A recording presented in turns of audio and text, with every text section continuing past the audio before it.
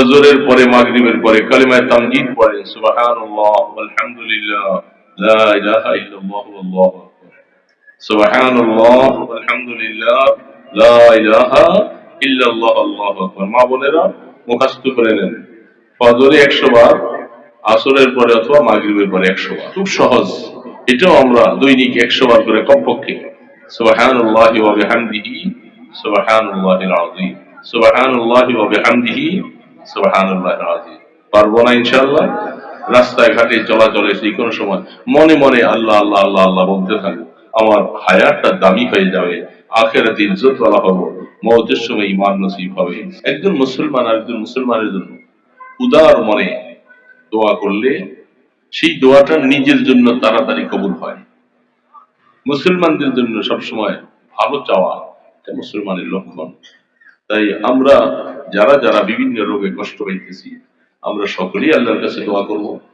শেখ আব্দুল্লাহ সাহেব, তার আত্মীয় মা বাবা যারা দুনিয়াতে আছেন তাদের জন্য দোয়া, যারা কবরবাসী হয়ে গেছে সবার জন্য দোয়া করলে যদি আল্লাহ পাক তাদেরকে মাফ করে দেন, আমাদের কি জান্নাত কমে যাবে? হ্যাঁ, এই জন্য সবসময় মনের মধ্যে উদারতা রাখবো যে আল্লাহ তোমার হাবিবের উম্মত, তুমি সবাইকে মাফ করে দাও, কাউকেও তুমি আযাব দিও না। এই জন্য ব্রডনেস, উদারতা থাকা ভালো। সবাই আল্লাহ রসুলকে বহুত কষ্ট বাদী পালতেছে, গালিগালাজ করবে শুধু রসুল, গান বাজাবে, নর্তকী নাচবে, আনন্দ উল্লাস করবে, মুহাম্মদ রাসূলুল্লাহকে গালি দিবে, এতে তারা আনন্দ পায়। কাফের মুশরিকেরা রসুলকে, আল্লাহকে, নবীকে, মুসলমানদেরকে গালি দিতে তাদের কি পায়? আনন্দ পায়। বুখারী শরীফে হাদিস আসছে, সে ষড়যন্ত্র যত কিছু করার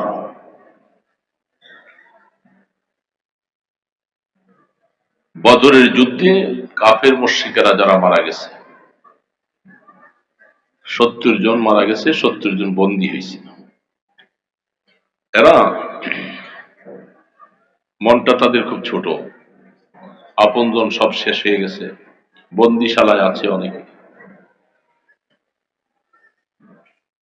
এই কাব ইবনে আশরাফ ইহুদি, সে চিন্তা করেছে আমি তো মদিনা শরীফ থাকি, মক্কা শরীফে সে সফর করে সেখানে বড় বড় লিডার যারা আছে, আবু সুফিয়ান ইবনে হারাব, এই সমস্তদের সাথে যে বাইতুল্লাহ ঘরের পাশে বসে জিজ্ঞাসা করতেছে তোমাদের মুখে হাসি নাই কেন, তোমাদের মনটা খুব খারাপ, আপনজন সব মরে গেছে বন্দিশালায়, তবে তোমরা এইভাবে যদি মনকে ছোট করে রাখো, এগুলিতে মোহাম্মদ শুনলে এরা আরো খুব খুশি হবে, তোমাদের এই চেহারা তো দেখতে চাই না, তোমরা খুশিতে থাকো, আনন্দে থাকো, আমি চলে যাচ্ছি মদিনা শরীফ, তবে তোমরা এখান থেকে প্রস্তুতি নাও, আমি মদিনা শরীফ থেকে আমার লোকজন নিয়ে তোমাদের সহযোগিতা করব, প্রস্তুতি নাও। 10,000 যেহেতু প্রতিশোধ নিতে হবে,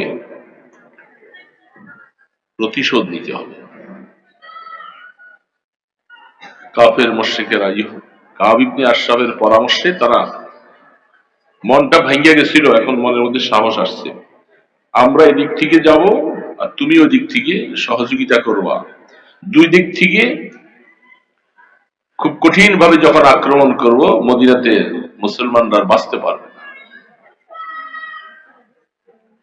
পরামর্শ, তাদের সাথে সব পরামর্শ শেষ করছে, শেষ করে সে চলে গেছে। এদিক থেকে কাফেররা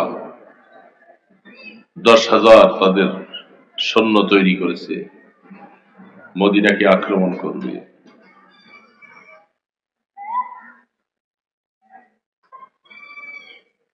10,000 হলো সেটা জঙ্গে আহজাবে।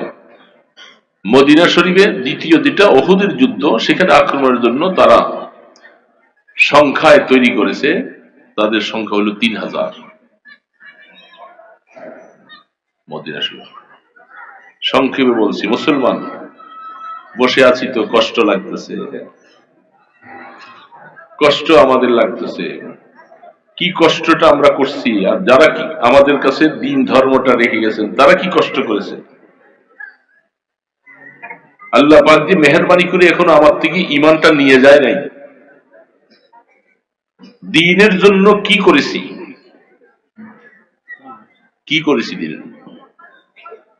কিতাবুল মাগাজি খোলেন, কিতাবুল জিহাদ খুলে দেখেন বুখারীতে, আকল হয়রান হয়ে যায়। এই অবস্থাটা, তারা উহুদের মধ্যে আক্রমণ করবে। মুসলমানদের সংখ্যা 1000 জন হয়েছিল। রাসূল পাক সাল্লাল্লাহু আলাইহি ওয়াসাল্লাম স্বপ্নে দেখেছেন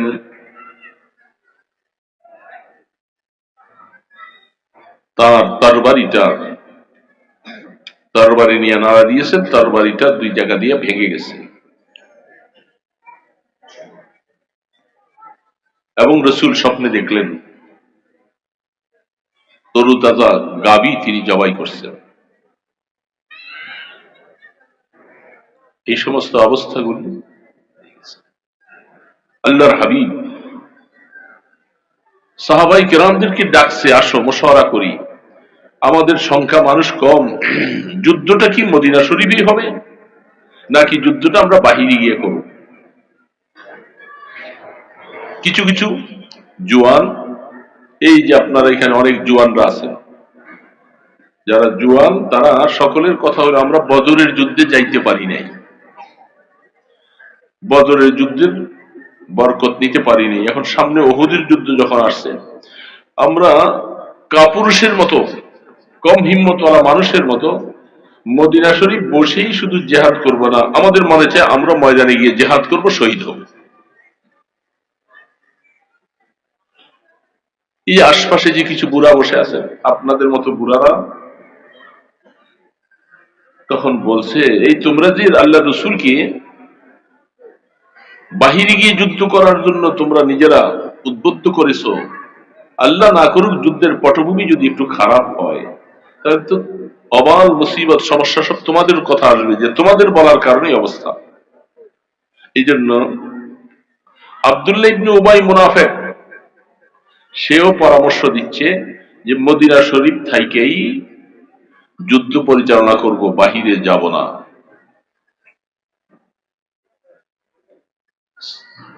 যুবক ছেলেদেরকে বুড়া মুরব্বীরা যখন এই কথা বলছে, তারা ভয় পেয়ে গেছে, যুদ্ধে যদি কিছু খারাপ পরিবেশ হতো তাহলে আমাদের বদনাম হবে। মসজিদে নববীর বাহিরে দাঁড়িয়ে আছে রাহমাতে দো আলম হুজরা মুবারকে, অপেক্ষা করার পরে নজর করে দেখতেছেন আল্লাহর পয়গম্বর যুদ্ধের পোশাক পরিধান করতেছে। ওগো আল্লাহর হাবিব, আমরা না বুঝে আপনাকে পরামর্শ বলেছিলাম বাহিরে গিয়ে যুদ্ধ করব, এখন আমরা বলতেছি এখতিয়ার আপনার, যেখানে যুদ্ধ করলে ভালো হবে আপনি করেন, আমাদের কোনো ইচ্ছা নেই, মদিনার মধ্যে থাইকা হোক বাহিরে হোক। আল্লাহর হাবিব ফরমান, শোনো সাহাবারা, যুদ্ধের পোশাক যদি কোন নবী একবার পরিধান করে, যুদ্ধ শেষ না হওয়া পর্যন্ত যুদ্ধের পোশাক খোলা তাদের জন্য জায়েজ নাই। যুদ্ধের পোশাক আমি পরিধান করে গেছি, যুদ্ধ সংগঠিত চালানো হয়। আব্দুল্লাহ ইবনে উবাই মুনাফিক রাস্তায় যাইয়ার পরে, আমার কথা যখন রাখা হলো না, আমি আমার সৈন্য 300 তার সহযোগী নিয়ে এসে চলে আসলো। মুসলমানদের সংখ্যা মাত্র বাবা এখন 700, কাফেরদের সংখ্যা 3000। এই ইমানদার মুসলমান ভাইরা, আমি ঘটনা বলতে বসি নাই, কিচ্ছা বলতে বসি। আমাদের জজবা, আমাদের হিম্মত, এগুলি কোথায় চলে গেল? বুঝলাম রাত্র একটু বেশি হয়েছে, ঠান্ডা, দীর্ঘ সময় বসে আছেন, এই জন্য আপনার আওয়াজটাও একেবারে ছোট হয়ে গেছে।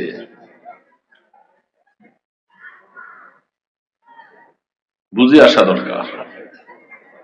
এমন শীত, এই যা শীত দেখেছি, খোলেন সূরা আহজাব,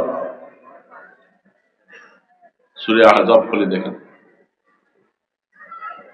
খাইবার আহজাবের যুদ্ধ, পরীক্ষার যুদ্ধ যেটা, সেই যুদ্ধের সময় কঠিনতম শীত, মদিনা শরীফের শীত এখনো এই জমানায় শরীর হাড় কাঁপানো শীত, সে শীতের মৌসুমে।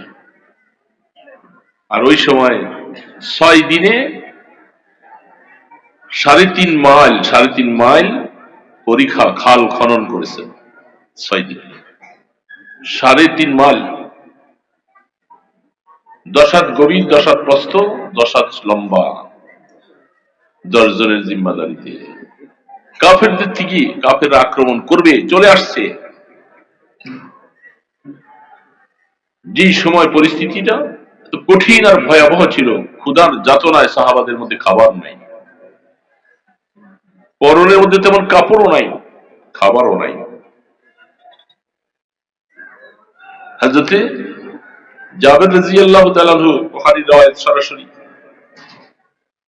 রাসূলের এই কষ্ট দেখে ঘরে দেয়া বিবিকে বলল, বিবি, আল্লাহ রাসূল খুব কষ্ট করতেছেন, তিনিও মাটি কাটতেছেন, সারা শরীরের মধ্যে মাটিগুলি বেয়ে বেয়ে পড়তেছে, বুকের মধ্যে কিছু পশম ছিল, লকির হয়ে গেছেন, কি করব? আল্লাহ রসুলের কোনো উপকার তো করতে পারি না।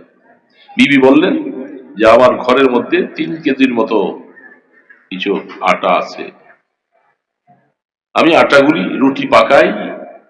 বাবা, কিচ্ছা তো না, হাদিসের বর্ণনা, এটা কিচ্ছা বললে তো গুনাহ হবে, এটা কিচ্ছা কেন? এটা তো বাস্তব কথা।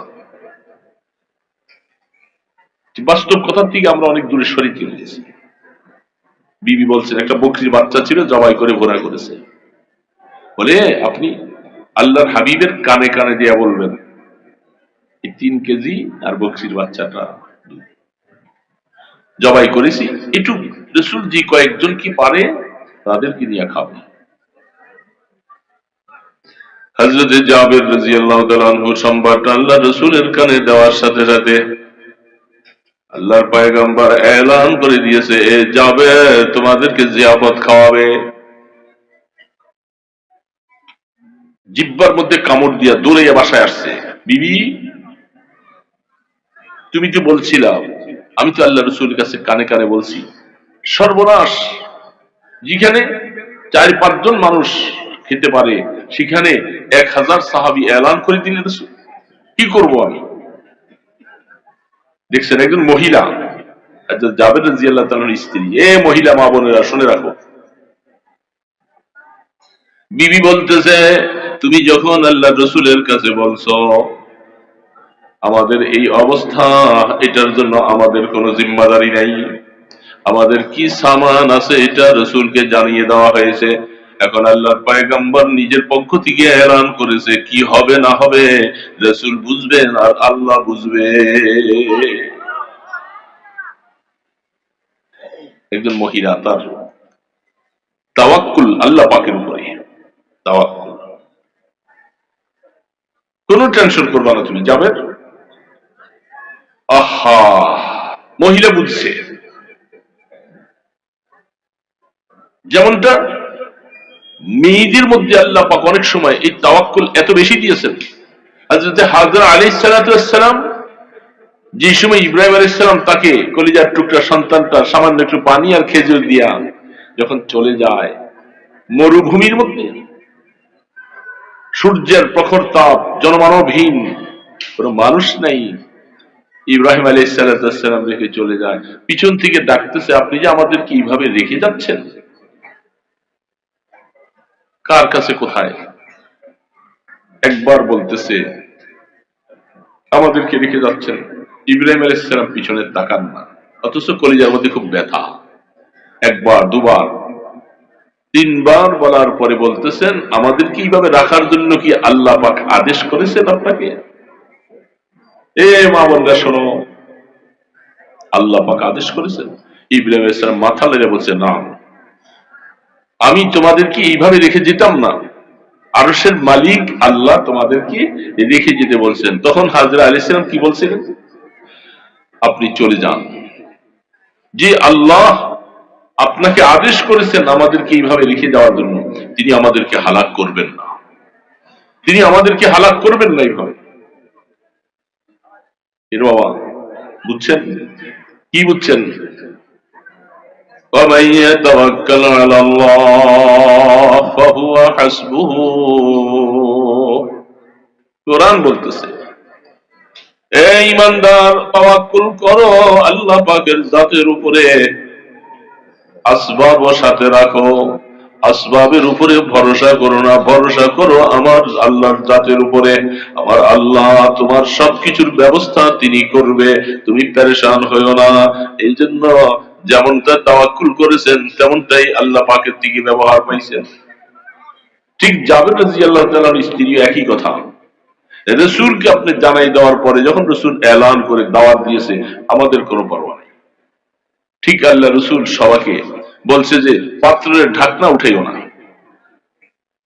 এটার মধ্যে একটা হিকমত আছে, পাত্রের ভিতরে খাবারগুলি ঢাকনাটা উঠাইও না।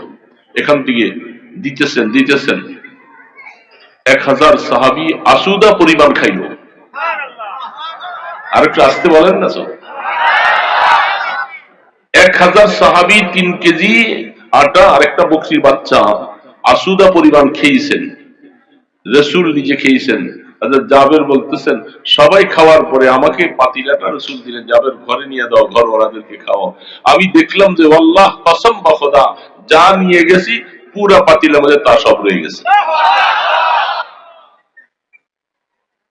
কি এগুলো কি দুনিয়ার কোন মানুষের কিচ্ছা? ঘটনা এমনি। বুখারী আলী রহমান হাদিসে সরাসরি বলছে। তাহলে বোঝা যাচ্ছে তাওয়াক্কুল এমন এক জিনিস, আল্লাহ পাকের উপরে যখন ভরসা হবে এই অবস্থা। তো ঠিক আল্লাহ রাসূল এইভাবে এত কষ্ট, জঙ্গে আহজাবের সময় কঠিনতম ঠান্ডা, গায়ে দেওয়ার কিছু নাই, আল্লাহ রাসূল তখন বারবার বলতেছেন, মাসা নাসরুল্লাহ, আল্লাহ আপনার সাহায্য কবে আসবে, আপনার সাহায্য কবে আসবে, আর তো পারি না। 3টা পাথর মুহাম্মদ রাসূলুল্লাহ সাল্লাল্লাহু আলাইহি ওয়াসাল্লাম পেটে ধারণ করেছেন, বাঁধছেন।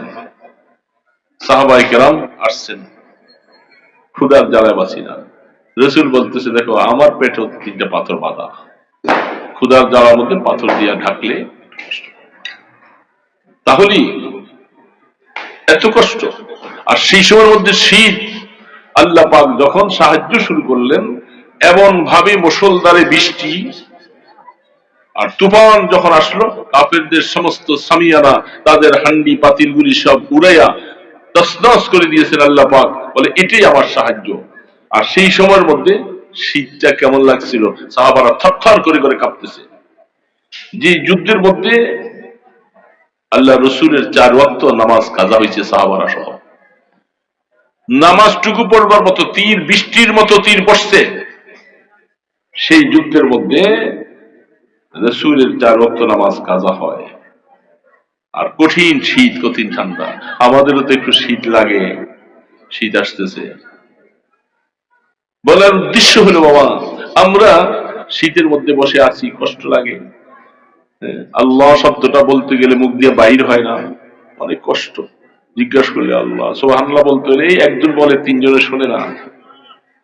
কেন আমাদের এত বুজদিল, এত কম হিম্মত কেন হয়ে গেলাম ইমানদার? ওই যে বলতেছিলাম, যখন এই কাবের রাসূল বলছিলেন কে পারবে এই কাবের গর্দানটা কাইটা আমাকে আমার সামনে আনতে।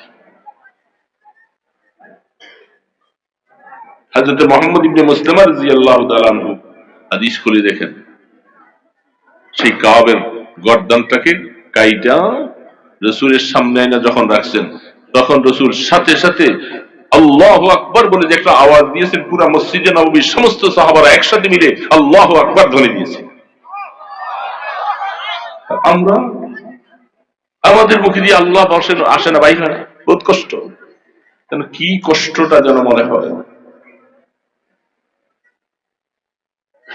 মুসলমানদের হিম্মত। আরে বাবা, যে পরিস্থিতিগুলি হচ্ছে এখন ফিলিস্তিনের পরিস্থিতি খুব ভয়াবহ। সেখানে কি কোন দলের কি কি সেখানে যে নির্মম ভাবে এভাবে হত্যা করছে, ওই সমস্ত লোকগুলি কেউ আমাদের বন্ধু না, এরা কেউ ইমানদারের বন্ধু না। আমাদের মুসলিম ভাইদেরকে এইভাবে হত্যা করছে। এই জন্য মুসলমানদের ভিতরে হিম্মত থাকা লাগবে, দোয়া থাকবে আর হিম্মত সাহস থাকবে। এই জন্য আল্লাহ সুবহানাহু ওয়া তাআলা ছোট্ট ছোট সূরাটুকু পড়েছি, কথা বলে শেষ করে দিচ্ছি। কোন সূরাটা পড়ছি বলেন তো? বলেন না বড় আওয়াজে, কোন সূরা? সূরা ইখলাস। কোরআন শরীফে 114 খানা সূরা, প্রত্যেকটা সূরা ওখান থেকে একটা অংশ নিয়ে সূরাটার নামকরণ হয়েছে। সূরায়ে নাস, সূরায়ে ফালাক, সূরায়ে ফিল, সূরায়ে লাহাব, এই শব্দটা ওই সূরার ভিতরে আছে। কুল আউযু বিরাব্বিন, বলেন কিরকম বুঝেন না? কুল আউযু বিরাব্বিন নাস, সূরার নাম কি? সূরা কুল আউযু বিরাব্বিল ফালাক, সূরার নাম তাব্বাত ইয়াদা আবি লাহাব, সূরার নাম। তাহলে ওইখান থেকে একটা অংশ নিয়ে সূরাগুলি নামকরণ করা হয়েছে। যে সূরাটা আমরা এখন মুখে দিয়া বললাম, সূরাটার নাম সূরা ইখলাস। এই কুল হুয়াল্লাহ সূরাটা পড়লে এটার মধ্যে ইখলাস শব্দটা আছে নাকি? বলেন, পড়েন। কেউ বলে আছে, কেউ বলে নাই। পড়লেই তো পাবেন ইখলাস শব্দ আছে। তাহলে অন্যান্য সূরার সাথে এটার মিল হইল না বেমিল হয়েছে?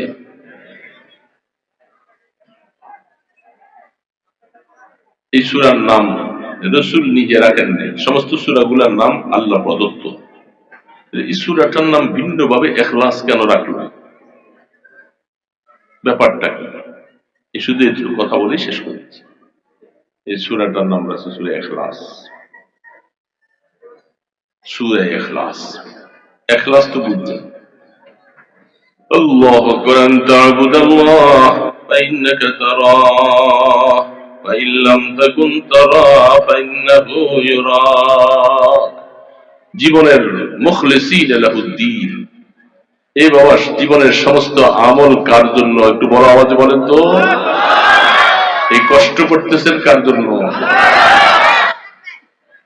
এই মাদ্রাসা বানাইছেন আমাদের শেখ আব্দুল্লাহ সাহেব, কার জন্য? আমাদের সেজদা কার জন্য? আমাদের তাসবিহ কার জন্য? এটা মুখে যেরকম বলা সহজ, এই কথাটা দিলের মধ্যে জায়গা দেওয়া সহজ না কঠিন? দিলের ভিতরে কথাটা ফিট করা সহজ না কঠিন? কঠিন, কঠিন, সহজ না। মুখে বলা তো চামড়ার মুখ, সহজে বলে ফেলছি এটা আল্লাহর জন্য। কিন্তু আল্লাহর জন্য কিনা এই কথাটা নিজের দিলের মধ্যে পুরা ফিট করা অনেক কঠিন। কারণ বুখারীর মধ্যে হাদিস আছেন, আল্লাহু ইয়ালামু বিমান ইউজাহিদু ফি সাবিলিল্লাহ, আল্লাহু ইয়ালামু বিমান ইউকলামু ফি সাবিলিল্লাহ। আল্লাহ রাসূল বলেন, জিহাদে তো গেছো, শহীদ হয়ে গেছো, কে আল্লাহর জন্য জিহাদ করলা আর কে আল্লাহর জন্য শহীদ হইলা, এটা জানার মতো অধিকার আমি নবীরও নাই, একমাত্র আল্লাহ ছাড়া কেউ জানবে না। কারণ দিলের খবর কে জানে? দিলের খবর কে জানে? এই জন্য কে কোন উদ্দেশ্যে বসে আছি, কে কোন উদ্দেশ্যে কথা বলতেছি, এটা আল্লাহ ছাড়া কেউ। তাহলে ইখলাস এটা অনেক বড় মূল্যবান শব্দ। ইখলাস মানে জীবনের সমস্ত আমল, কথা, কাজ সবকিছু আল্লাহর জন্য। তো মুখে বলা খুব সহজ, দিলের মধ্যে এটা ফিট করা এখন বলেন কঠিন না সহজ? এই জন্য আল্লাহ সুবহানাহু ওয়া তাআলা কাফির মুশরিকেরা অনেক সময় তারা বলতো তোমাদের আল্লাহ কার থেকে হয়েছে, কোথা থেকে আসছে, তার বংশ কি, বিভিন্ন রকমের আজে বাজে কথা। সারা কোরআন শরীফের মধ্যে কয়েকটা জায়গার মধ্যে কোন মখলুকাতের কথা নাই, কোন নবীদের ঘটনা নাই, কোন আহকামাত নাই, শুধু একমাত্র আল্লাহ পাকের নিজের কথা। শুধু আল্লাহ পাকের নিজের কথা ছাড়া কারো কথা নাই। এরকম আছে আয়াতুল কুরসি, সূরা বাকারার শেষ দিন আয়াতুল কুরসি হুয়াল্লাহুল্লাযী, আর এই সূরা ইখলাস, এই জায়গাগুলোর মধ্যে শুধু আল্লাহ পাকের প্রশংসা। এই জন্য হাদিসের মধ্যে আছে, কিতাবুত তাফসীর খুলে দেখবেন বুখারীর মধ্যে আসছে, আল্লাহ রাসূল মদিনা শরীফে যখন মসজিদে নববী বানাবার আগে কুবা মসজিদ বানাইয়া রাসূল যখন মদিনা শরীফ চলে আসতেছিলেন, আসার সময় ওই মসজিদে একজন ইমাম সাহেব নিযুক্ত করে দিয়ে আসছেন। ইমাম সাহেবকে বলছেন আপনি নামাজ পড়ান।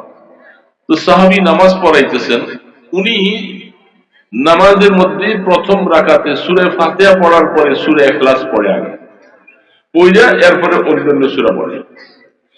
প্রত্যেকটা নামাজের মধ্যে এইভাবে। সাহাবারা বলতেছেন রাসূল তো আমাদেরকে এইভাবে নামাজ পড়ান, সূরা ফাতিহা পড়ছে, হয়তো সূরা ইখলাস পড়ে রুকুতে চলে যান, অথবা অন্য কোনো আয়াত তেলাওয়াত করেন। আপনি সূরা ইখলাসটাকে কম্পালসারি করে রাখলেন, যে বুঝি না কেন? সবাই মদিনা শরীফ আল্লাহর হাবিবের সামনে গিয়ে বলছেন, ইয়া রাসূলুল্লাহ, আপনার এই সাহাবী এইভাবে নামাজ পড়ায়। রাসূল জিজ্ঞাসা করছেন তুমি এইভাবে নামাজ পড়াও কি জন্য? সাহাবী বলতেছেন আনা উহিব্বুহা, ওগো আল্লাহর হাবিব, আমি এই সূরাটাকে অত্যন্ত মহব্বত করি, অত্যন্ত ভালোবাসি। এই সূরাটা না পড়লে আমার মনে হয় যে আমি তেলাওয়াতই করি নাই, নামাজই পড়ি। এত প্রেম আর ভালোবাসা সূরাটার সাথে, কারণ এই সূরার মধ্যে শুধু আমার আল্লাহ পাকের কথা, দুনিয়ার কারো কথা না, আমার আল্লাহ পাকের কথা। এই জন্য আমি সূরাকে খুব বেশি ভালোবাসি। বেলাল তাকাল্লুফ, মুখে যা বলছেন দিলে তা আছে। আল্লাহ রাসূল বলেন যাও সাহাবী, এই সূরার ভালোবাসা তোমাকে আল্লাহর জান্নাতে পৌঁছে দিবে। আল্লাহ জান্নাত, এই সূরা ইখলাস, তারপর তুমি ওইভাবে পড়েন। আল্লাহ সুবহানাহু ওয়া তাআলা যেহেতু কাফির মুশরিকেরা আমার সম্পর্কে আজে বাজে কথা বলে, এই সূরাটা যত বেশি বেশি তোমরা তেলাওয়াত করবা, যত বেশি সূরাকে মহব্বত করবা, তেলাওয়াত করবা, তোমার অন্তরের মধ্যে আল্লাহ তত ইখলাস দান করবেন, আমলগুলি আল্লাহর জন্য করা সহজ হবে। এই জন্য হাদিসের মধ্যে আছে এর অনেক ফজিলত। খুব সহজ সূরা, এক কাপ চা ঠান্ডা হইতে হইতে 10 বার সূরা ইখলাস পড়া যায়।